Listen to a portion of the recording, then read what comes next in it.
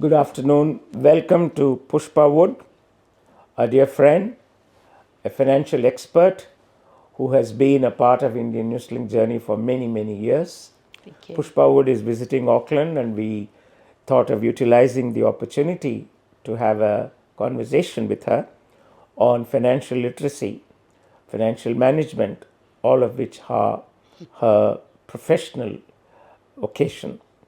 Pushpa, can you give an opening statement so that we can have a conversation and hopefully it will become a series? I guess what I would like to talk about today is the young couples starting out on their journey of relationship, Yeah. but also keeping an eye on, apart from personal relationship, sometimes financial relationship is even more important, Yeah. because that can put strain on your relationship in long term if it is not handled correctly from the very beginning. So, how does people do not seem to understand what are the financial implications in a relationship? Because relationship begins on emotions, and finance is certainly not a part of emotion, it's practicality. It So, is. what advice would you give people who enter into a relationship and look forward to a long term planning of their lives? I guess the very first thing I would suggest to them is that even when you start going out first, start to find an occasion or a time or an opportunity to discuss what your dreams are. What do you want to achieve individually, and what do you want to achieve collectively as a couple? And once you have that level of understanding, then you start to look at, are these dreams going to cost something? Right? And what will be the cost of achieving these dreams, and how are we going to fund then those dreams? Is it going to be individual funding? Is it going to be collective funding that we're both going to contribute? And the third thing will be looking at, now, what kind of lifestyle do we want? And what cost do we need to actually pay for that lifestyle? It could be that for first 5 years you really need to work very, very hard, very little social life, but hard saving, so therefore you can actually get into your own place. Then it comes to questions like very practical questions. Should you have individual account, or should you have a collective joint account? Right. There are different models I am aware of which people are operating on, especially if both parties are working, and especially if one is earning more than the other one. Which is normally the case. Which is normally the case. And that's where sometimes the stress can come. Oh, I'm bringing in more money and therefore I'm spending more and you're not. On those kind of things, I usually sort of say, come to an agreement. What is going to be your household budget? Right. Right? What are going to be your expenses? And then you look at it, okay, this is our package of expenses per week, per month. We're going to go 50% on that. Right? So 50% of that expenses is going to come out of my salary, and 50% is going to come out of your salary. Right. And that becomes our household account, where we each payday the amount goes in, and that's where all the expenses are going out. And then you are responsible for your own individual needs and your own individual spending. Right. If you are also save towards you buying a house, for example, again, agree, we're going to contribute this amount, each one of us, into that. That's going into that saving account. Both are equally contributing to that. On the other hand, if you're going into a relationship with already having an asset, right? If one of you has an asset, or even if both of you have an asset, I usually suggest go and seek legal advice. Right. Before you actually enter into any relationship. And if necessary, if one partner's assets are higher in value than the other, have a prenuptial agreement. Right. And is that possible? It is possible. Prenuptial agreements are possible. That's why legal advice is very important, because it's important that you go in any relationship with your eyes open. Okay. Right? You need to put emotion on one side for temporarily and sorting that out, because I see so many cases day in, day out where one partner, and in most cases it's a female partner, is left high and dry. Right? When the Pushpa, relationship I would like breaks. to ask a question here. I presume that the legal framework is similar to all kinds of relationship, whether two people are in the same sex relationship Yeah. or varied sex, whatever. The legal framework is the same, isn't it? Yeah.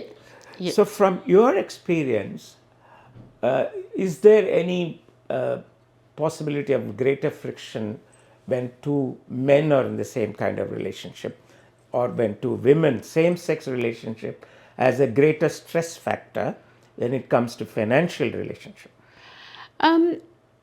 I haven't come across very many cases of that where I see a difference between, say, a heterosexual versus homosexual relationship. I haven't come across. I think the dynamics of each relationship are very different.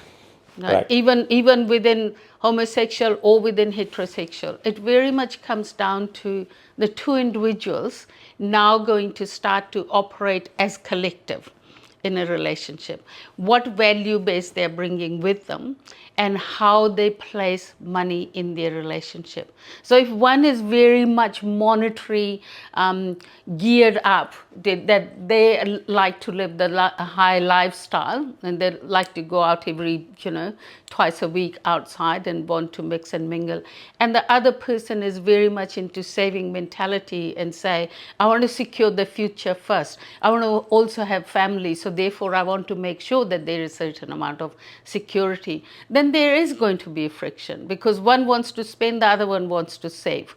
Right? So it's better that you agree to a certain amount of planning right at the very beginning. We are going to save and we are also going to spend, but maybe not as much, right? And that's the open conversation needs to happen.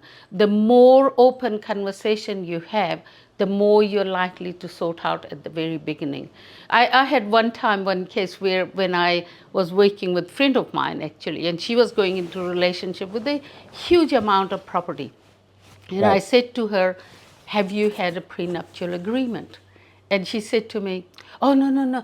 If I say so, he will say, oh, do you think I am only with you about money? I said, no. All you're simply saying to him is, I want to make sure that I am well protected in the relationship. If he's in the relationship with you, not you as the wealthy woman, he will not mind two hoots about it. He won't even blink at it. Right. If on the other hand, he blinks at it and makes half a dozen different excuses, you really need to have a serious conversation with him. True. Right? And that's the kind of lot of women and men for that matter who are going into relationship with assets are hesitant. They seem to think, oh no, if I raise the question of money, they will think that money is the issue. No, money is good for survival, but money is also one of the greatest.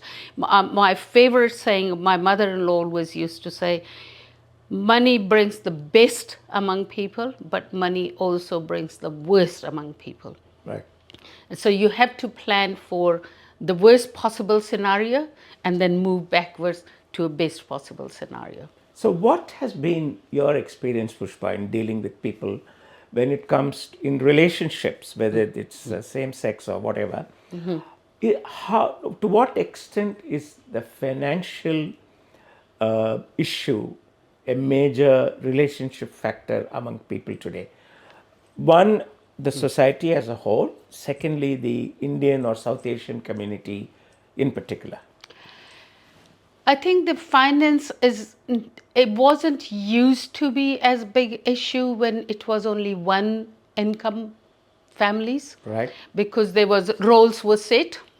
It's kind of, I'm bringing money in, you're managing money, right? Yes, there were arguments, yes, there were discussions, but that was it. But now when there's more and more two-income families are coming in, each party feels, how shall I put it politely? Each party feels they have right to spend what they want to spend, how they want to spend, right? Which is fair enough. But when you are in a partnership, whether it's a business partnership or a relationship partnership, or even with your siblings, the partnership, there's an equal responsibility. And that equal responsibility part needs to be actually discussed more and more. There was a time when in our Southeast Asian communities, women were seen as the home managers, Yep. and men were seen as the income earners. That is no longer the case. Right. Right? So the roles have changed, but whether our relationship with money has changed, yet to be seen. So, what is your advice? I mean, you are one of those who is for financial discipline, Yes. financial management. Do you see our young people today or people in relationship, are they aware of the financial roadblocks that can happen in their relationship? And if that is the case, how can they be salvaged? Because that's what you offer. You offer solutions to problems. Yeah. Yeah, I'm a solution focused person. Yeah. I must say, for the young generation, I am a lot more hopeful with the younger generation than I am the Right. people in their 40s and 50s, because they have very set ideas, right? I'm seeing more and more actually in the young couples, whether married or not, in the young couple in relationship, I'm seeing more and more open and frank actually discussion about money Between that I have- partners. between partners that I've seen before. Right? I've seen examples of from the as soon as they start going out, they start to talk about their financial dreams, they start to talk about their family dreams, they start to talk about where they're actually heading, and they're open about, I only earn this much and I only earn this much, Right. And so therefore, this is how we're going to do it. It's the roadblocks are sometimes if they have, or if they are guided by the elder generation in their families, they sometimes can make roadblocks.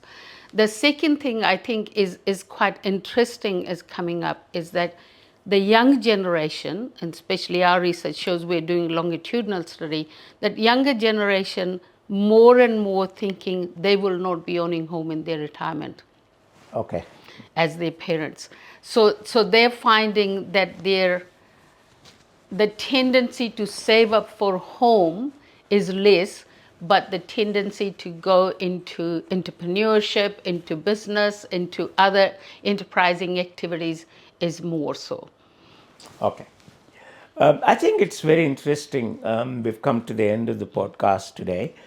Maybe it will be a good exercise if we can bring together, let's say, three couples and discuss with them how they are leading their lives, engaged in a partnership, either as married couples or living in couple or in a civil union or whatever, and analyze how they are coping with the modern stresses and strains of financial management.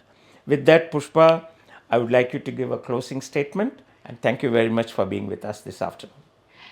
I guess my closing statement will be, let's not make money as a relationship breaker. Make money as a relationship maker. Right. Great. Okay. Thank you.